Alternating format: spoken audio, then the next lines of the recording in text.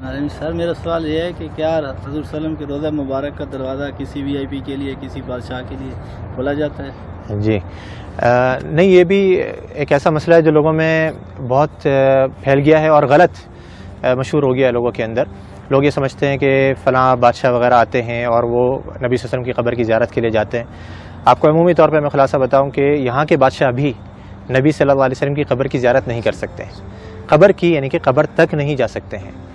صحیح، ہم بھی جو جاتے ہیں، آپ نے دیکھا ہوگا ہم کہاں تک جا سکتے ہیں؟ جو جالی لگی ہوئی ہے، جالی یہ کس نے لگائی ہے؟ جالی یہ سعودی حکومت نے لگائی ہے، یعنی کہ پرانے زمانے میں جالی نہیں لگی ہوتی تھی۔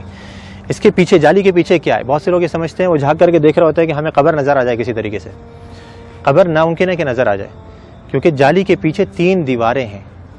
ایک تو آپ جانتے ہیں کہ گھر کی دیوار تھی، آپ صلی اللہ علیہ وسلم کہاں پہ مدفون کیے گئے؟ گھر کے اندر مدفون کیے گئے تھے۔ حدیث آتی ہے نبی صلی اللہ علیہ وسلم کی کہ نبیوں کا انتقال جہاں پر ہو جاتا ہے وہیں پر ہی دفن کر دیا جاتا ہے۔ تو صحابہ کرام میں بہت بڑا اختلاف ہوا تھا جب آپ صلی اللہ علیہ وسلم کا انتقال ہوا کہ کہاں پہ دفن کرنا ہے۔ انصار نے کہا کہ انصار کے علاقے میں، مہاجروں نے کہا کہ ہمارے علاقوں میں، ہر کسی نے اچھی سے اچھی تجویز دینے کی کوشش کری اور چاہا کہ ہمارے علاقوں میں ہو۔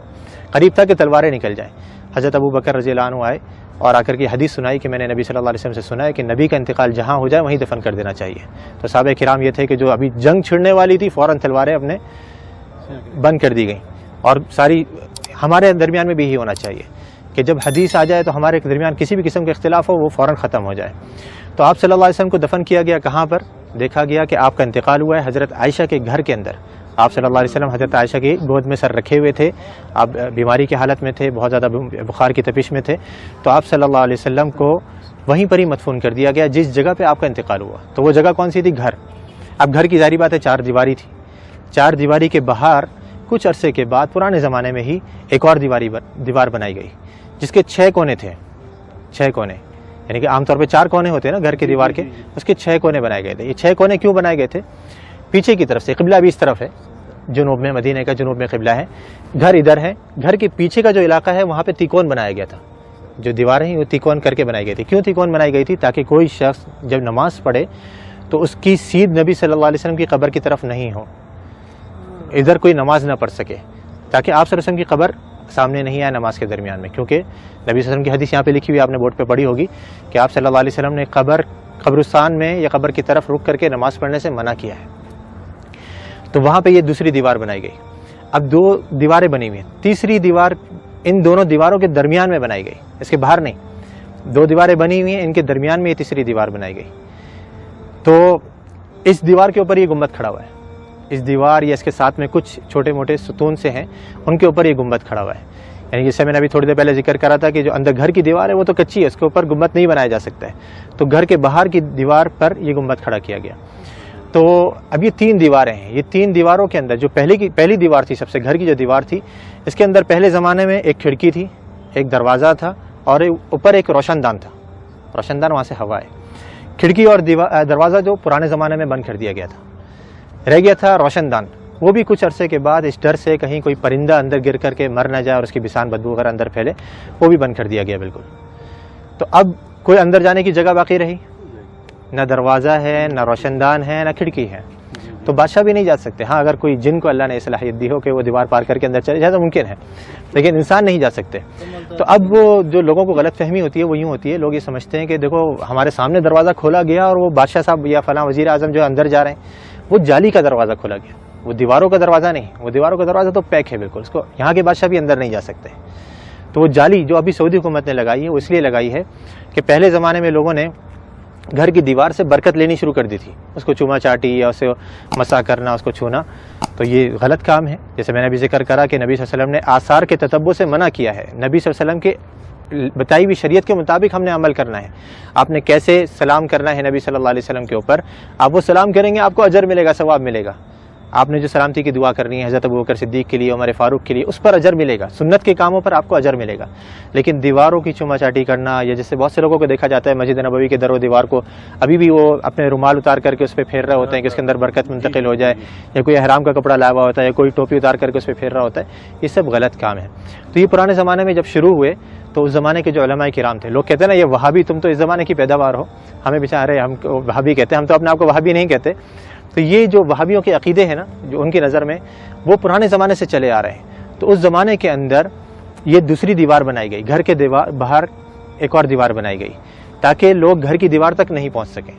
اب وہ کچھ عرصے تک نئی دیوار تھی، لوگوں کو معلوم رہا کہ بھائی یہ تو نئی دیوار ہے، کچھ نہیں کرنا یہاں پہ، لیکن آہستہ آہستہ پھر نئی نسلیں آتی رہیں، وہ سمجھے کہ یہی گھر کی دیوار ہے، پھر علماء نے ایک اور دیوار بنوا دی۔ پھر آخر میں سعودی حکومت نے کہا کہ ہو سکتا ہے لوگوں کے ذہنوں میں یہ چیز رہے کہ دیواریں ہم بناتے رہیں گے تو سمجھیں گے گھر کی دیوار ہے، تو ہم جالی لگوا دیتے ہیں۔ انہوں نے جالی لگوائی، لیکن لوگوں نے پھر بھی نہیں چھوڑا، وہ جالی کو بھی چوما چاٹی کے لیے پھر آخرکار مجبوراً سعودی حکومت کو وہاں پہ پولیس والوں کو کھڑا کرنا پڑا یا حیا والوں کو کھڑا کرنا پڑا تاکہ وہ لوگوں کو سمجھائیں اور آرام سے بتائیں کہ بھئی یہ چیز غلط ہے، مسح جو ہے وہ آپ نے حجر اسود کا کرنا ہے، اس کو چومنا ہے، اس کو آپ نے مسح کر سکتے ہیں، یا اس سے پہلے والا جو رکن یمانی ہے اس کو آپ چھو سکتے ہیں، ہاتھ لگا سکتے ہیں۔ یہ گھر کی دیواروں کو یا نبی صلی اللہ علیہ وسلم کے روضے کو ہم نے ہاتھ نہیں لگانا ہے، بلکہ یہاں پر آ کر کے ہم نے آپ کے لیے ادب سے سلام پیش کرنا ہے، سلامتی کی دعا کرنی ہے، تو وہاں پہ کوئی نہیں جا سکتا۔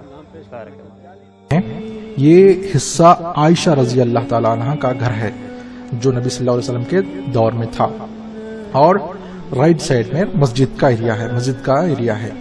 آپ تمام جانتے ہیں کہ نبی صلی اللہ علیہ وسلم عائشہ رضی اللہ تعالیٰ عنہ کے گھر میں ہی انتقال کر گئے، اور عائشہ رضی اللہ تعالیٰ عنہ کے گھر میں 3 قبریں ہیں، ایک محمد صلی اللہ علیہ وسلم، اور اس سے تھوڑا سا نیچے ابوبکر صدیق رضی اللہ تعالیٰ عنہ، اور دوسرے عمر رضی اللہ تعالیٰ عنہ۔ یہ 3 قبریں ہیں۔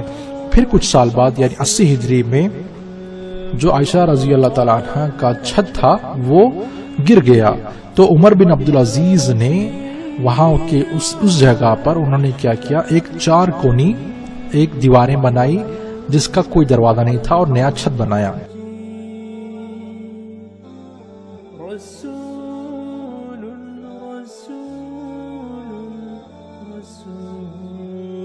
پھر ان کو ایک بات کھٹک گئی کہ کہیں لوگ آگے جا کر یہ نہ سمجھیں کہ یہ کعبے کی طرح ہی ہے، کیوں نہ اس کی طواف کریں، تو یہ ان کو ڈر ستا رہا تھا۔ تو انہوں نے کیا کیا، ایک اور دیوار بنائی اور سامنے سے اس کا حصہ تھوڑا سا نوکیلا انہوں نے بنایا، جیسا کہ آپ دیکھ سکتے ہیں ویڈیو میں۔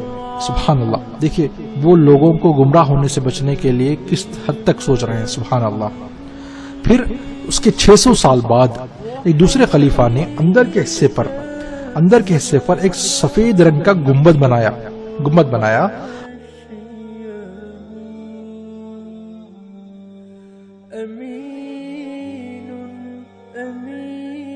اور اطراف میں ایک اور دیوار بنائی جس کے اطراف میں ہرے رنگ کا کپڑا لگایا گیا ہے جس پر لا الہ الا اللہ محمد رسول اللہ لکھا ہوا ہے، ٹھیک ہے۔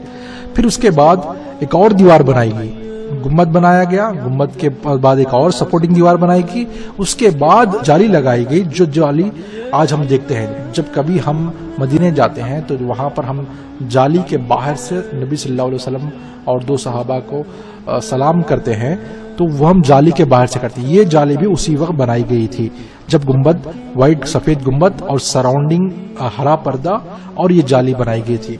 اکثر لوگ یہ سوچتے ہیں کہ یہ جو ہرا کپڑا ہے اس کے اندر ہی جو یہ خبر ہے، اور وہ اگر ہرا کپڑا نکالا جائے تو ہم خبر دیکھ سکتے ہیں، ایسا نہیں ہے۔ آپ تمام جانتے ہیں کہ کتنے دیواریں اس کے اندر بنائی گئی ہیں تاکہ کوئی فتنہ نہ ہو اور کوئی جو ہے گمراہی نہ ہو۔ اللہ جزائے خیر دے ڈاکٹر عبدالعزیز کرکی جنہوں نے یہ شکل بنائی تاکہ ہم یہ اندر کا حصہ کس طریقے سے بنایا گیا ہے دیکھ کر سمجھ سکیں۔ اس طریقے سے کئی اور ماڈلز مدینے میں رکھے گئے ہیں، وہاں پر آپ جب جائیں گے تو مدینے کا ایک میوزیم ہے اور بہت ساری چیزیں ہیں، آپ ضرور یہ ساری چیزیں وہاں پر دیکھ سکتے ہیں۔